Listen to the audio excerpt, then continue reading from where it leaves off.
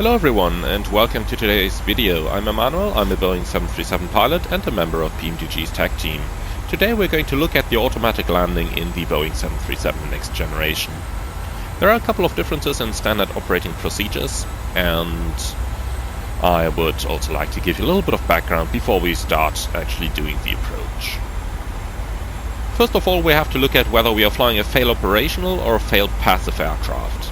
The easiest way to tell for you is by looking at the MFD switching over here.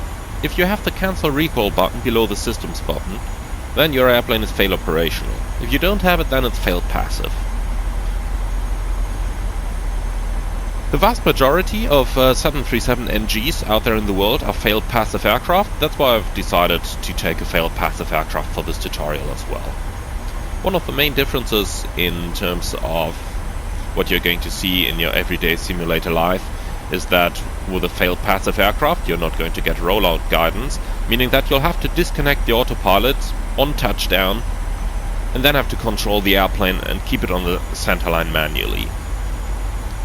Whereas a failed operational airplane is actually able to keep the centerline by itself.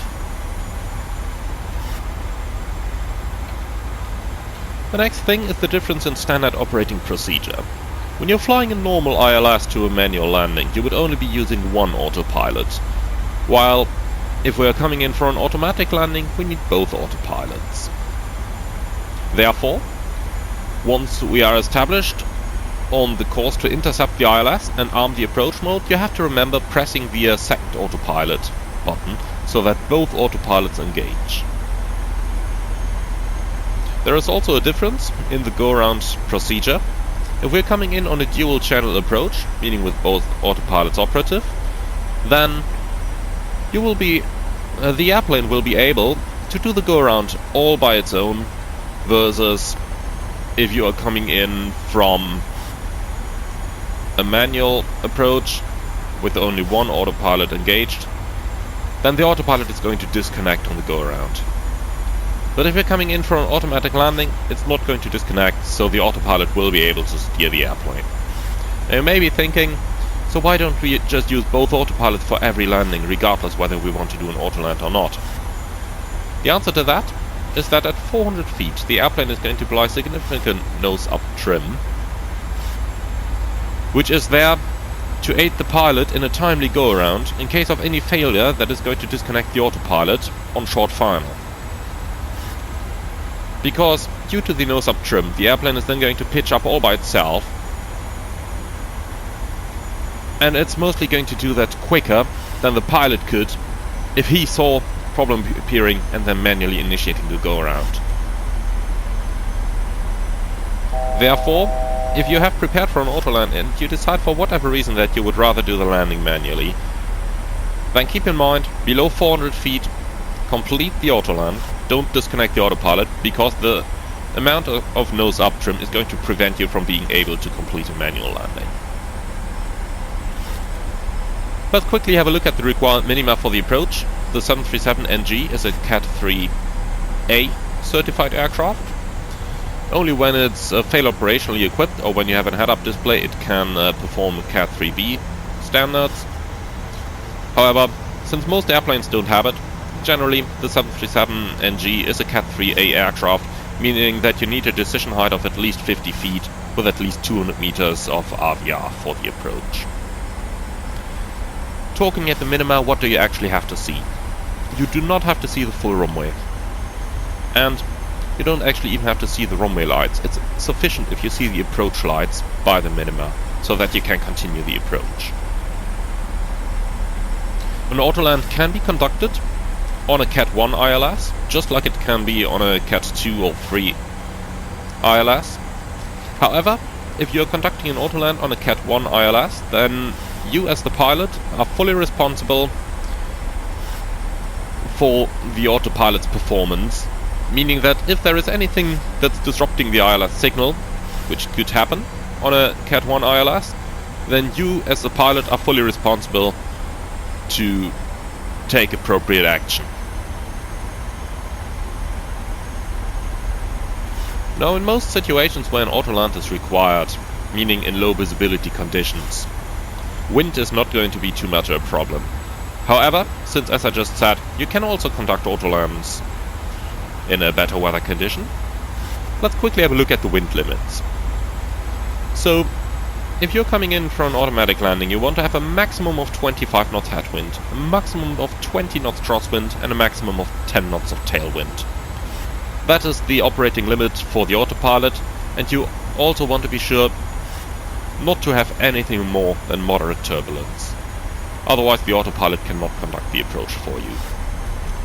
The stable gate for the approach is 1000 feet, so if you have been following my other videos, I told you that in IMC we need to drop the landing gear latest by 5 miles, so that is what we're going to do for this approach.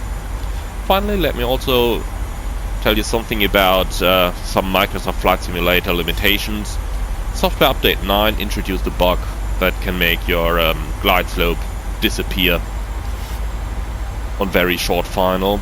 So if you see this happen on today's video, then unfortunately it's due to current Microsoft Flight Simulator limitation. Of course, in real life a deviation of more than 1 dot on the glide slope would not be acceptable and the go around would be required.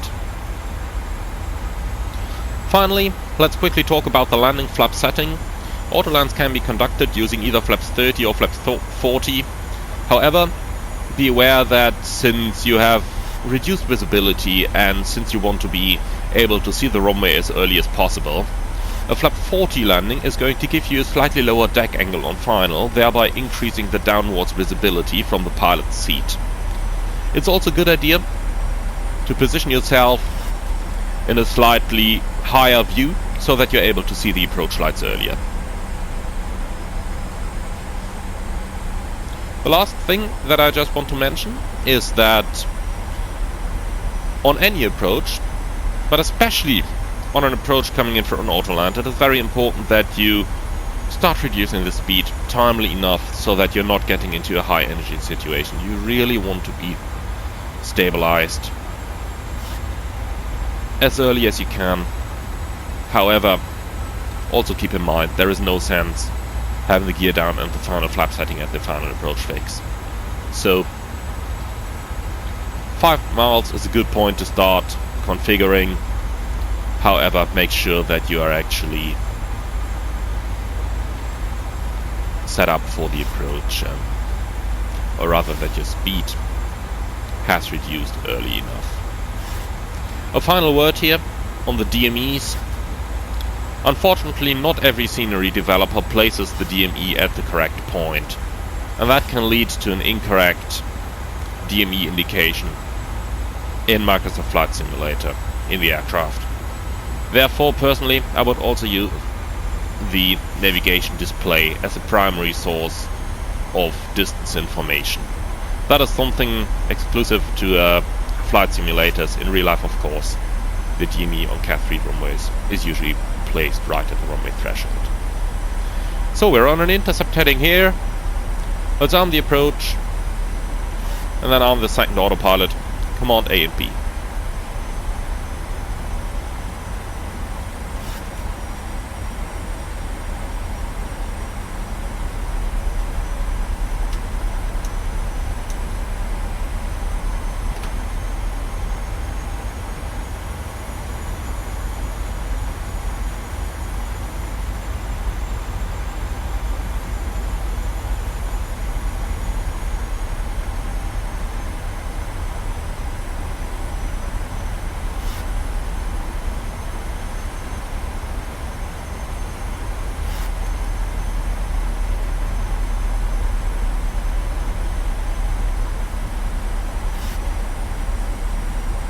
Localizer alive.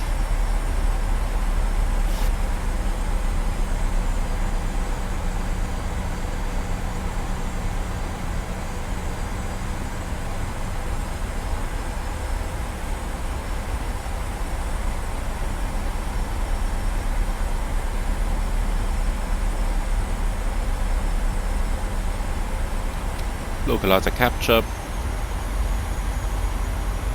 Runway heading 261.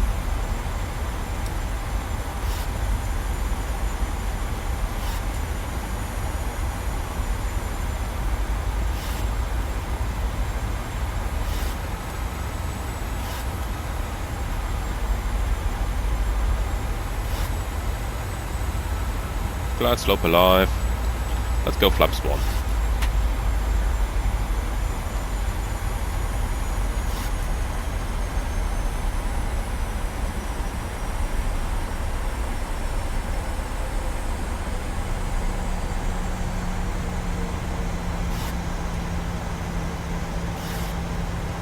The latest point for glide slope capture for an auto landing is by 1,500 feet above the aerodrome elevation.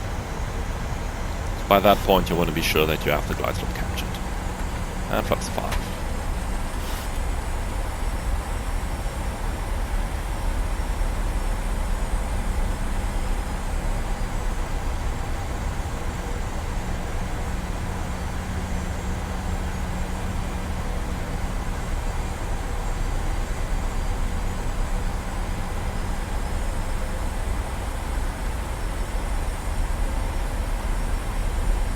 Glide slope capture, 5,000 feet for the missed approach is set.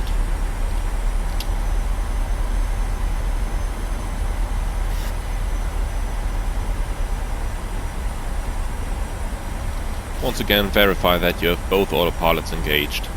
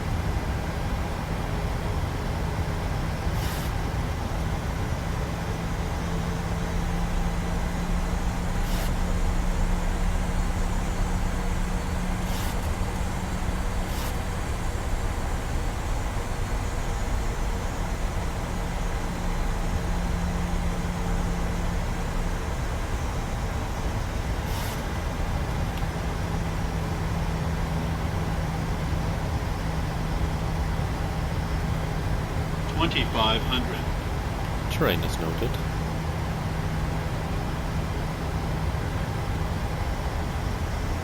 Let's see here, this is what I said earlier. The DME is showing us 10 miles, but you can see on the navigation display that we're about 7 miles from the runway. So that is something to keep in mind here.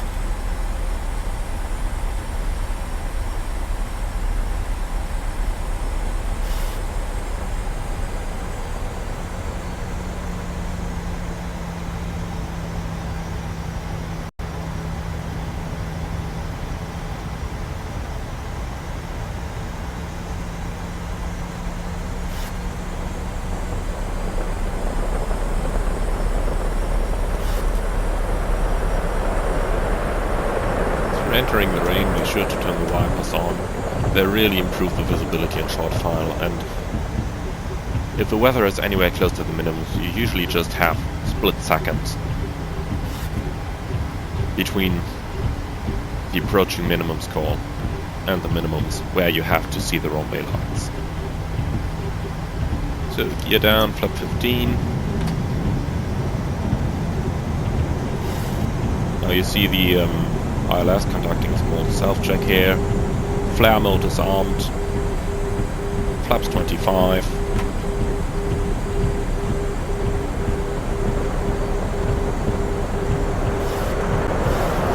And flaps 14. You see how quickly we're approaching the 1,000 foot.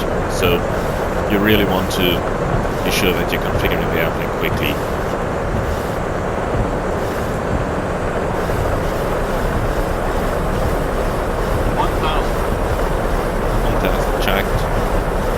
Right, when you are getting into the lower altitudes, you want to be looking outside primarily. In real life, the captain would be looking outside, while the first officer would be on the instruments, making sure that the airplane's flying properly. And in Microsoft Flight Simulator, you'll also find that there are some glide slope deviations, but for as long as they don't exceed 1 dot deviation, that is acceptable. And as said, on very short final, it might happen that the glide slope will deviate further. That's a Microsoft Flight Simulator issue.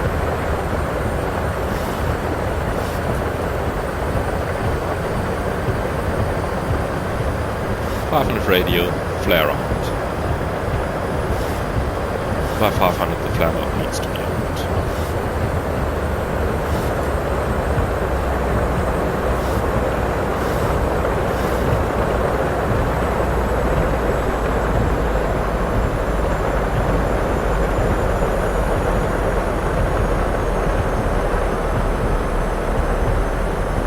There we are, approach lights in sight.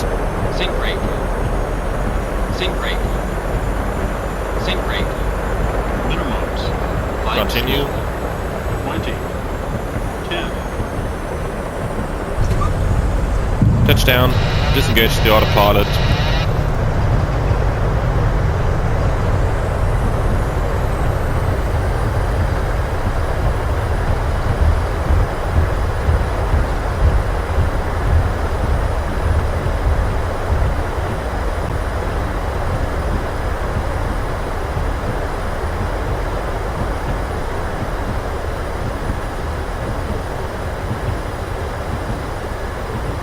For the purpose of this tutorial, we're going to stop the airplane on the runway.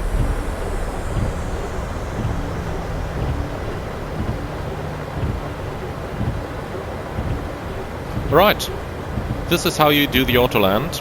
One final word, you've heard a couple of sync rate warnings on the final approach. Again, that's due to current Microsoft Flight Simulator limitations. I really hope that these are going to be fixed in the future, but for now, that's unfortunately how it is. And in my personal opinion, for the purpose of the flight simulation right now, it is acceptable to continue the approach if you do get those warnings. Of course, if you see the airplane grossly acting up, that's always a reason to go around. But at least for Microsoft Flight Simulator purposes, on very short final, currently it is acceptable in my opinion to continue the approach. In real life, of course, that any of those warnings would have been a mandatory go-around. Alright, that shall conclude today's tutorial. Thank you very much for joining, and I hope to see you all on the next one.